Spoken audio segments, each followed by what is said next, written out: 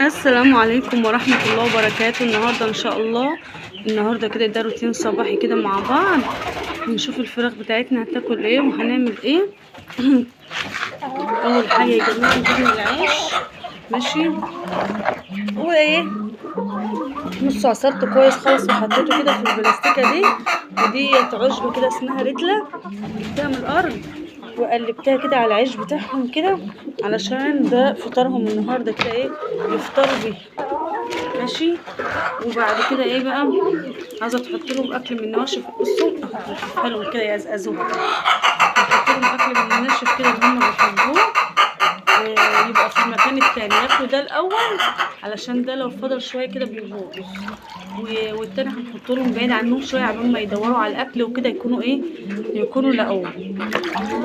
قطعت لهم بقى شويه فلفل كده بالسكينه عشان ايه يعرفوا ياكلوها. الباقي ديت بسيبها لهم كده، برجع الاقيهم مقزقزينها يعني ما بيخليش فيها اي حاجه خالص، ماشي. بعد كده بقى ايه تعالوا مع بعض كده نحطهم ميه، نحط لهم ايه ميه اهو.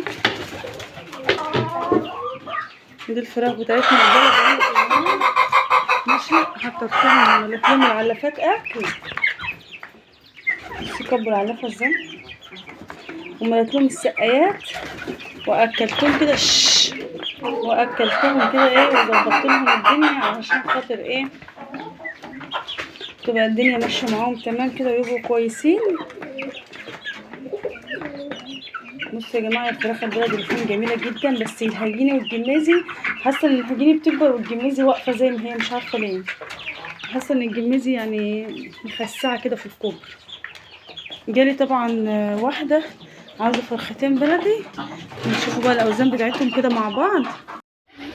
صورت الفراخ يا جماعه اللي انا عاوزه ابيعها، واحده كيلو 900 والتانية اقل منها شويه، ماشي زي ما انتم شايفين اهوت.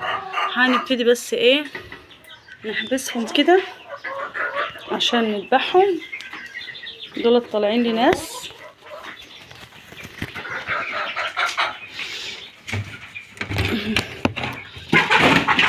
طبعا بسم الله ما شاء الله، يعني هم كانوا جايين صغيرين خالص حوالي 400 جرام، والاوزان بتاعتهم اتحسنت خالص معايا اللهم لك الحمد. فان شاء الله هنبيعهم النهارده، اجيب الاوزان بتاعهم. واي فرخه من الفرخات دي يا جماعه من اللي بيبيضوا او مش بيبيضوا انا برضو ببيعهم، بس كل حاجه لها سعرها طبعا. يعني الفراخ اللي انا هذبحها اللي هي لسه برابر دي لها سعر، والفراخ اللي بتبيض لها سعر تاني، ماشي. وده كان الروتين بتاعنا النهارده كده، بس كنت حابه اوريكم الفراخ واوزان الفراخ. طبعا انا الفراخ ما ادتنيش فرصه خالص ان انا اصورها تصوير كامل يعني بتاعت عشان اوزنها، فصورت على قد ما اقدر. والفراخ طبعا بتتنطط والموبايل في ايديا فمش مساعدني خالص. يا رب النهارده الفيديو يكون عجبكم، ما تنسونيش في اللايك والشير وتشتركوا في القناه، والسلام عليكم ورحمه الله وبركاته.